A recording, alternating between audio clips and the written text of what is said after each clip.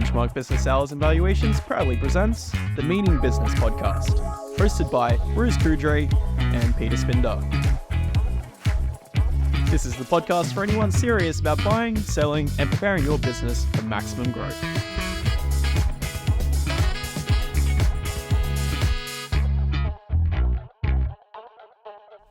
Hi, I'm Coudrey. Welcome to Meaning Business, the podcast for business owners and people interested in small business, of making small businesses larger still. I'm Coudrey. As I said, this is Peter Spinda, and we're here to talk about owning businesses, hi Pete, and what it's like to be in business, and the things that can go well and the things that can go wrong. Certainly a roller coaster sort of a ride, and we thought today we're going to start with a bit of a story. We love stories. Everyone's got stories.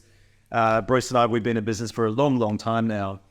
And we deal with business owners, and what we thought we'd talk about today is why business owners don't like to take advice or don't take advice, and the issues that are around advice.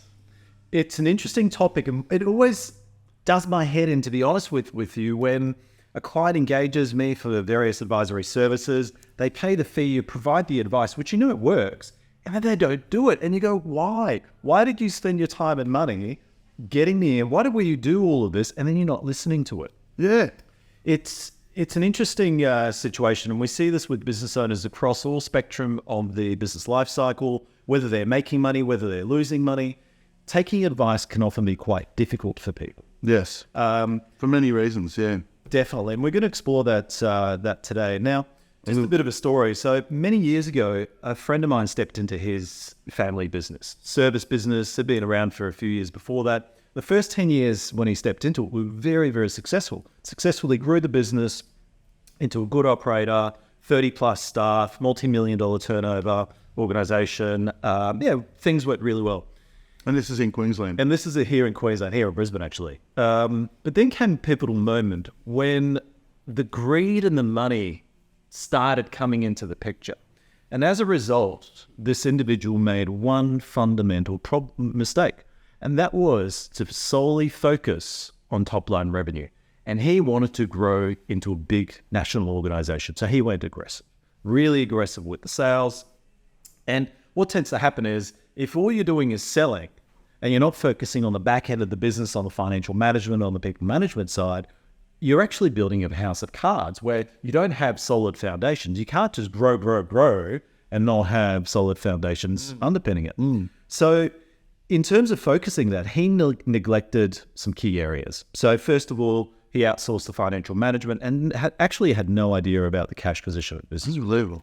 It's dangerous. But I see it a lot. Especially when we're talking about millions of dollars coming and going.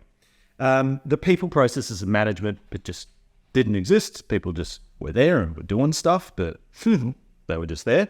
Operational management, in terms of systems and processes, didn't exist. The things that they did 15 years prior to that point were the same things that they did 15 years after. So things didn't evolve in the business. So what they'd always done was how they kept doing it. Exactly. And when you go from a startup to a multi-million-dollar operation with warehousing and all that sort of stuff, things evolve, and you need to use new technologies. You need to leverage. You need to look ahead and absolutely plan. Yeah. The customer focus just wasn't there. Quality wasn't there. It was all about money in, as opposed to let's give value and delivery, the service and quality and all of that. And that, I mean, we all know through experience that that's a problem itself.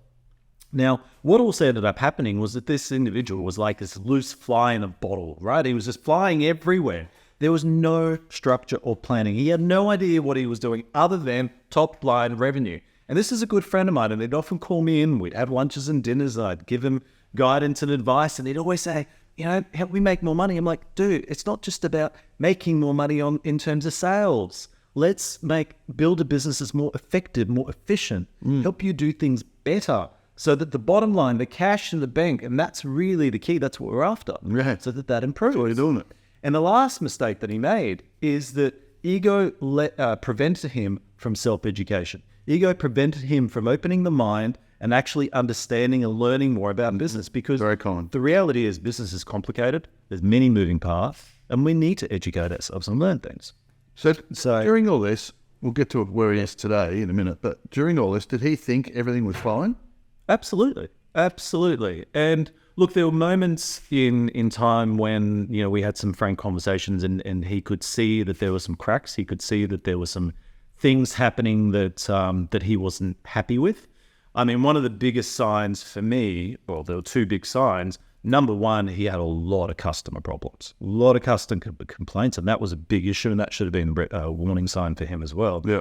And the second issue was the staff turnover. Like, the staff turnover was just phenomenal. When we talk about revolving door, I literally mean revolving door. It was just constant coming and going, coming and going. Now, there comes a point in time as a business owner where if you're seeing constant coming and going, and if you're getting constant complaints externally coming in, you should be pausing and reflecting and going, okay, red flag. Is it everyone else around me?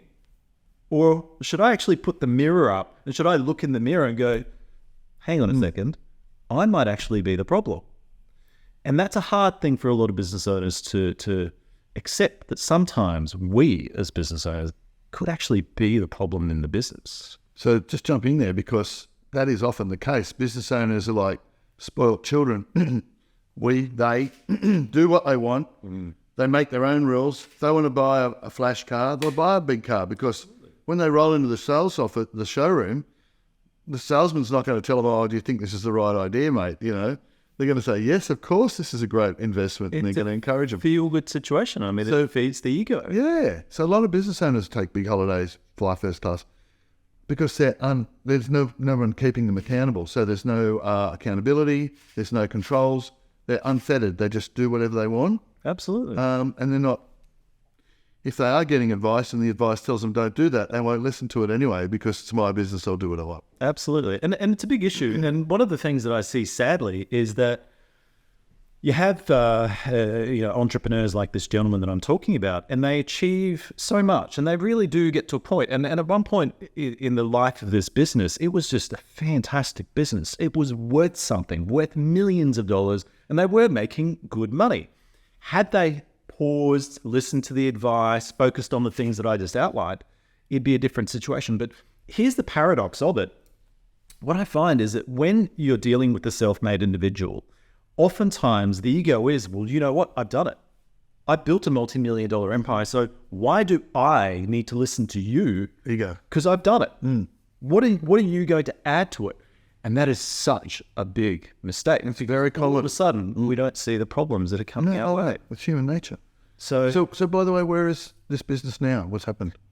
This business doesn't exist anymore. Sadly, the whole thing fell apart relatively quickly. And unfortunately, you know, when this individual was asking me for advice, I'd have to say 9.9 times out of 10, the advice wasn't taken. And because of that, and as a result of slowly problems were accumulating in the organization, and slowly there were financial issues. But because of the business owner's mindset that, okay, I can fix the financial issues by selling more, the problem was compounding, and it was worse and worse and worse. And eventually, when all you're doing is sell, but you've got all these problems, the house of cards falls. And that's exactly what happened. Did the company have debt? Was it debt that could... Huge amount of it. It ended up being huge amount of debt. We're talking leases, we're talking various overheads, we're talking other debt to government organisations. So yeah, right, and employee entitlements too. Absolutely. And look, what you said before is so true, that temptation that I see cash in the bank, so therefore that is my cash, and I'm going to spend it on X, Y, Z. And that's what happens when you don't understand financial management. That's what happens when you're not in control of money, because what's in the bank isn't necessarily yours. Like, my first company fell apart purely because the biggest mistake I made there was because of that.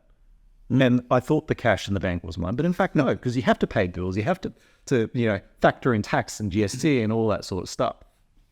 So, by the way, I've got a Greek friend whose family's been in business for ages, and he's got two sayings. One is he says it's not turnover that matters, it's what's left over that matters. So if we chase turnover, it doesn't really matter. No, it doesn't. Turnover is just ego. It's what's left over, the profit, that's what matters.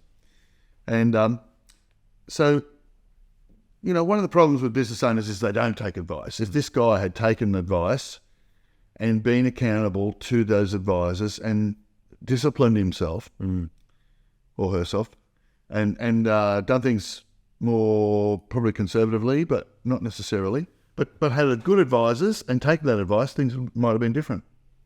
100% would have been different. Yeah. You know, the advisors would have put together a plan, and once you have a plan, you see ahead, you have a roadmap, and if you use a plan the right way, the plan can also guide you, because it can show you when something's coming your way in terms of a risk, in terms of a threat, and you can take action before it happens. Yeah. And if something catches you off guard, that's fine, because you've got the plan. You can hop back into it, and re-steer and re-guide. You know, thinking about what we're going to talk about today, about why it's so frustrating, right? So It's very frustrating. why don't business owners take advice that, you know, we can see from the sidelines? It's obvious. You should be doing this. You should be doing that. You should be saving money, or you should be reducing debt, or you should be increasing sales, and whatever it is, marketing. People don't take that advice. And so I sort of looked up, I found a Forbes article about why business owners often don't take advice. We'll go through that quickly in a second. But I think that so there's several reasons. And one of them is, which isn't in that list, is that business owners quite often, they make money by saving money. So we get rich, not by what we earn, but by what we keep. That's right. What we save. Frugality. So, yes, being too frugal or too mean is actually a big problem and this is where the advice thing comes into play, because quite often you've got to pay for good advice. You get what you pay for. And people are too mean and stingy to get good quality advisors. And I think you were saying this with the story you're talking about with your guy. Instead of going to really good advisors, he went to the cheapest advisors. That's right. So in that situation, the bookkeeper, the accountant that were involved, they were cheap. They were very, very cheap. Now, I'm not saying you can't have quality that's low price. cheap at low price, but the reality is that a true professional will charge what they're worth, but you get the value out of it. That's really critical. And in his case, because of the mismatch in terms of value, he got the wrong advice. They did the wrong things, and that was part of the problem. It is, and that's a common scenario that I see. So there's some common markers that we can see, and one is not paying enough money for good advice. Yep. But then some of the others are not listening to the advice. So I just want to go through this little article about why people don't take on good advice. So one is, it says they're often beleaguered, overwhelmed and exhausted. They feel that one more piece of advice will simply put them over the edge. So that's often the case, and that's usually the case when the business owner is trying to do everything themselves. That's right. They can't delegate. Another one is that there's too many gurus. Entrepreneurs are besieged every day online by marketing sales gurus claiming, so they find it very hard to pick the right advice. Bruce, this one does my head in. And I have to say, I've got a big issue with LinkedIn, and I'm very tempted on certain days, is to get rid of the whole thing, because the reality is that there is no governance around being an advisor generally. Like, we're not talking accountants or solicitors, but we're talking as a business advisor, coach, mentor, marketing strategist, call yourself whatever you want. And I've met so many people who've gone off and, completed this wishy-washy free Google course on social media marketing, and all of a sudden they're the experts in social media. Exactly. It's like, and that's the problem. We are full of so-called wishy-washy advisors, but the but is that there are actually really good advisors out there, those that have been around, yes, that you can seek out and can find. And if you treat them as an investment, if you treat the expense as an investment, and you're willing to listen, expense, yes, you get great results. Absolutely. But this point number one was overwhelmed. I just can't deal with anymore. Number two was too many gurus. So I went to a conference last week, and it drove me crazy because there were so many people there faking it till they make it. They're fake.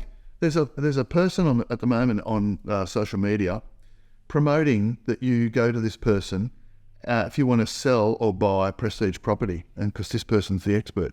I know this person. They've never owned a property in their life. They're 40. And they're telling people how to invest in property. It doesn't make sense. So one of the problems, the second thing, is that there's too many gurus. So it's too many people out there who don't really know what they're talking about. And they've been let down possibly. So but it's easy to weed them out, though. Yeah, well, you've got to find a good one. All you need to do is if you find a guru advisor that you want to work with, just ask them a simple question and tell me about your background. Yeah. And if they've got the war wounds and the battle scars, and they can tell you the experiences, and you can ask them also, do you have any clients that I can have a chat to? And they can back that up. You need to. you're onto someone that you should. Absolutely.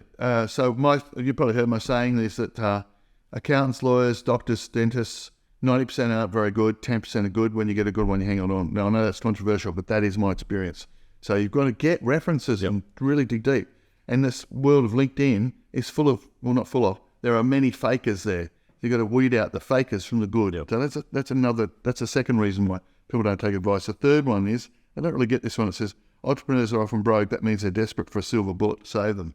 Well, in the sense that they can't spend the money on the different things that they think they need to spend the money on, and that they believe that there's just one magical thing that they need to do in their business that get them on track. It's not the case. It's not going to happen. No, it's not. And being an entrepreneur is really, really difficult. Starting a business from scratch, especially if you've never done it before, is incredibly difficult. Or even buying one and buying several, Absolutely, which is even more paramount that you invest in advice. And there are good advisors out there, and when you get good advice, it's exciting and fun, and we'll come to the solution in a minute. I think we've got that.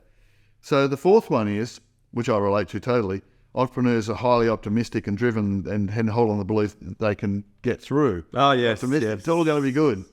The fifth one is entrepreneurs aren't good at admitting that they need help, and they feel vulnerable when they ask for help. So that's a tough one. It is a big issue, and it's sort of like if we look at the health industry, for example, and you look at women's magazines or men's magazines over the years, health and fitness, what do you always see? You tend to see these idealistic, unrealistic bodies and images and things like that. And here's the issue with the business world. We have a similar thing where oftentimes these massive entrepreneurs are idealized. You've got all we talk about is success and things like that. But the reality is, behind every single successful entrepreneur, I don't care who it is in the world, there's so much in terms of mistakes and failures. Yeah. Everybody who's at their peak has failed, has had mistakes. Yeah.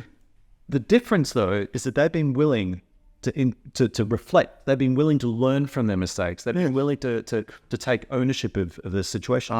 That's a key. And that's a key. So if you're an entrepreneur listening to this, one of the big pieces of advice that we have for you is be willing to take ownership of your decisions, of the things that you've done right and wrong, learn from it, listen to advice, grow as an individual, and you will find that is the silver bullet. The silver bullet is looking you straight in the mirrors. You look in the mirror, that's the silver bullet. You are the silver bullet. So you can't blame the weather or interest rates or the government or prevailing anything. Ultimately, we have to take responsibility for successful failure. And by doing that, taking that mental shift and saying it's going to be, it's up to me. When you do that, things are actually much more powerful. That's right. So what you do is you go back to the point that you mentioned before, where entrepreneurs are often enthusiastic. Take that enthusiasm, mix it in or blend it in with this approach of willingness to learn and willingness to accept reality, humble, and then move forward with that enthusiasm and the humbleness, and you'll find you'll have a much different outcome moving forward. So, and the other reason that this article says that people don't take advice is they feel embarrassed. So, not good at admitting it and feeling embarrassed. So, in my case, 1986, I think it was. I had years ago. Yeah, doesn't feel like it. I had a few service stations and I had a big car wash, and I was a Shell dealer, and the Shell business manager was a great guy named Graham Marks, came to us and said, guys, you're spending too much money on wages, you're over-servicing your customers. Have you looked at your margins? Have you looked at the product mix? Can you claim a premium for this product? Didn't want to know about it, because I just thought I knew better. I thought, it's my business, I know what I'm talking about, you don't know what you're talking about, how dare you come in? How old were you at that time? I was 24, 25. Naive. But I thought I knew better. And I think that's another reason why a lot of business owners don't take advice. They think they know better. A year later, things really got bad. Interest rates went over 20%, and I was, my debt was increasing, and we had a car rental franchise, and the franchisor, Thrifty, was in trouble, so we couldn't get finance. It was just crazy. So I went back and I took the advice that this guy had given us, because I had to. I was forced to. I didn't want to. And I created a business plan, and that was the best thing ever happened. So since 87, I've always had a business plan, but I was forced into it. I didn't want to do it. I wasn't willing. And that's why a lot of people in business aren't willing to take advice because it's ego. It is. They think they know better. You know, I was 25. I was a young guy full of testosterone. No one tells me what to do. And I've got here on my own. You know, little did I know I was nowhere. So we all make those mistakes, and we all need great advisors. And I just wanted to just spend a minute, Pete, on, you know, we said before about there's too many gurus and the LinkedIn. How do you get a good one? So get references is obviously a start, and test them out. Well, it's like anything in terms of if you're seeking something. So if you want to go to a nice Italian restaurant, or if you want a new accountant or whatever it might be, first point of call, in my opinion, for many people is, Bruce, you're my friend. Yeah. Tell me, I've come down to the coast. Where's a good Italian restaurant? What do you recommend? Yeah. So ask around in your circle, network with other business owners, so that way you can build the connections and you can ask questions like, who do you deal with? Yeah. Who can you go to? So that's important. So can I just jump in there? Yep. So what we found is, as business brokers need to have an A team. Yes. And business owners need to have an A team. You need to create the A team. You're like the coach putting together in rugby league teams, the best fullback, the best winger, the best centre, the best forwards, or in AFL, the best ruckman, the best forward. And you need to build this team, and you don't want to accept anything but great. So if you build a team around you, have a great accountant, a great lawyer, a great banker, a great coach, and a great insurance guy. And when you get this team together, you can work with them. Obviously, we need to get advisors who are there for us, not for them. That's right. So in my experience, you've probably seen this too, Peter. There's unfortunately too many, that 90-10 thing about 90% of advisors are there for what's in it for them. They're not there for what is in it for the client. We had I think I mentioned this, a customer once who had a contract to sell his business for $5.5 million on the north side of Brisbane. And his accountant went to him the night before and said, do not sign that contract, and talked him out of it. That accountant was charging $20,000 a month, $240,000 a year to do BAS and other things. So that guy, he didn't want to lose his income stream, single operator. So it didn't sell. 2 years later, 2008, GFC hits. He desperately needs to sell. That business is only worth 3.5. So by not selling, it cost that client $2 million. But that was because he was interested in his own vested interest, not what's best for the client. So get a good advisor. It's really hard. We've got to analyse, is this guy here for me or for themselves? Right. But once you assemble that team, you want to hang on to them. You want to appreciate them. You want to work with them. And what you've just identified in terms of assembling the team, I think we got to get one thing straight. There's a difference between being a business owner and being an entrepreneur. And I actually learnt this from you. I think the way you've put it over the years, it makes so much sense. So as a business owner, every entrepreneur is a business owner, but not every business owner is an entrepreneur. What's the difference? Well, an entrepreneur is someone that wants to build something more than just a job for themselves, something more than when they're packing something or driving a truck. Whereas a business owner tends to be your traditional person that owns a little fish and chip shop, and they're doing the bits and pieces in there. They have no dreams of growing anything else or becoming anything else beyond that. And there's nothing wrong with that. No. Absolutely nothing wrong with that.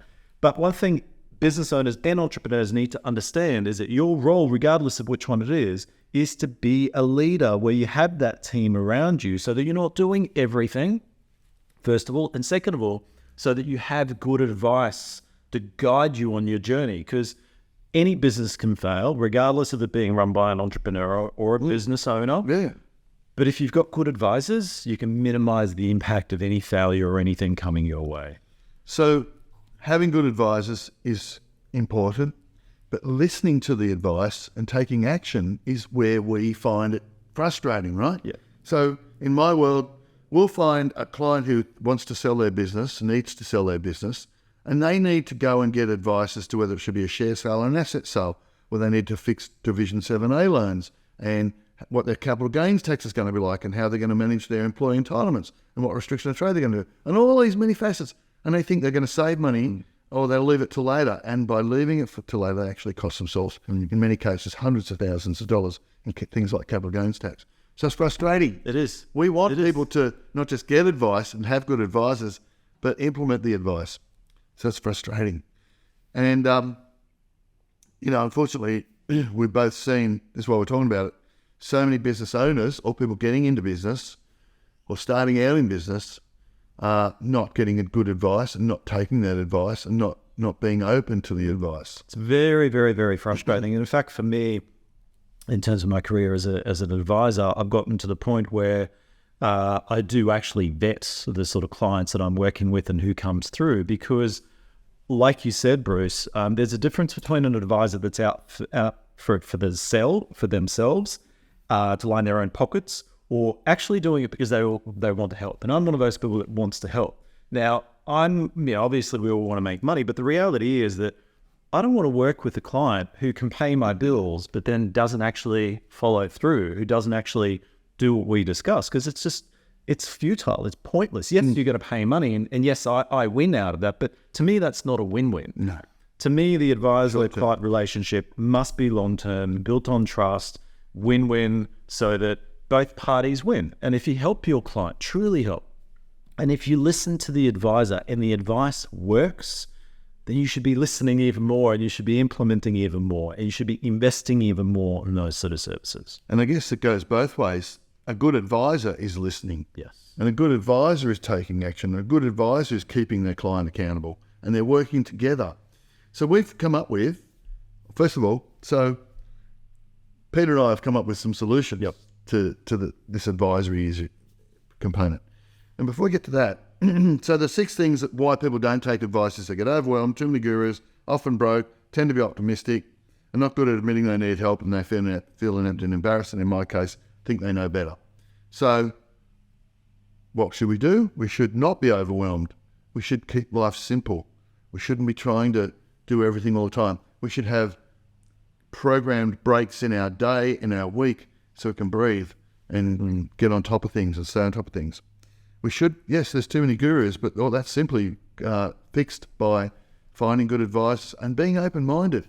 Being open-minded, going to conferences and listening to speakers and just trying to pick the good out, but all the time have your radar on. So when you lock in on someone who's good for you, bang, that's the person. There is one thing that I'll add in there as well in terms of good advisors. And there is another clever way that you can weed out good advisors. And that's by educating yourself on particular topics. So for example, if you have a marketing issue in your business, right, and you're looking for an advisor, my advice to you is go out and teach yourself marketing first and foremost. Learn a bit about marketing. I'm not saying go and do a university course, but spend an hour or 2 or 3 watching some YouTube videos, do a bit of reading, because once you're more educated about a particular topic, you can pick up the BS very quickly, and you'll be better able to gauge whether an advisor is full of it and not. And sometimes, unfortunately, advisors are not ideal, but this way you can weed them, you can challenge them. You can have a productive discussion. You said this, but this is what I saw or what I read. Well, you were talking before about your friend and how that great business fell into a heap, and one of the things was he was relying on people to do the accounting for them, the bookkeeping. He had no hands on the levers. So what I'm saying is educate yourself and understand what's going on in the business and don't leave it up to others. So I've got to think about that, though. For a lot of people, that's no fun. It's no fun listening to a podcast or studying, capital gains tax or gross profit margins. So you've got to make it fun.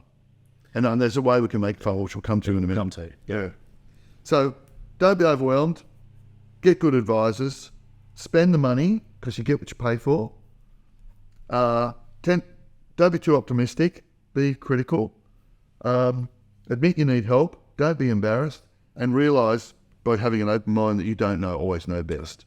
That's how we can get value out of good advice and grow our business. And I think the last one is particularly hard for individuals, and particularly hard. This is what I've noticed. So I don't mean to generalise, but for middle-aged men, it can be very difficult to let go of the ego, to let go of the self-allure that I'm the God of my own universe, master of the universe, all that sort of stuff. Yeah. But the reality is that new technology is better absorbed, better adopted, better understood by the younger generation coming through. The reality is that everything changes. And so you've got to be willing to have conversations with everybody, not just say, I'm going to talk to, someone more experienced, older than me, wealthier than me. Listen to everybody and being willing to listen to the advice and respect everyone's time and experience and knowledge. Yeah, you get something out of every conversation if you're looking for it. Obviously, you've got to be cynical, but also open-minded.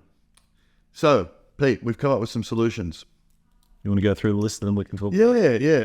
So step 1 was Don't see spending money as an expense, spending money with advisors, accountants, lawyers, coaches. Don't see that as an expense. See that as an investment. Absolutely. Because you're investing in your greatest asset, which is you. So if you invest in your greatest asset and you realize, just like you're physically, you can improve your fitness or your health by exercising and stretching yourself and having someone keep you accountable, it's the same in business.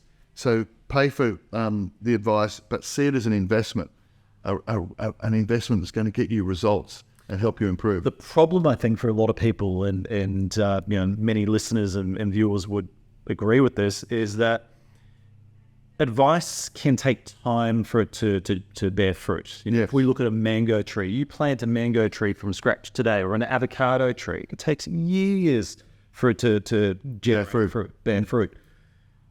And so we've got to get rid of this quick win mentality. We've got to get rid of this I want it now mentality. We've got to have a longer term structure and longer term focus. However, what a good advisor will do is this. They'll know that that's how people think and how they behave. So therefore, part of their advice will be to give you advice on how to get quick wins so that we get momentum and traction. Yes. Really, really critical to balance those two. Yeah.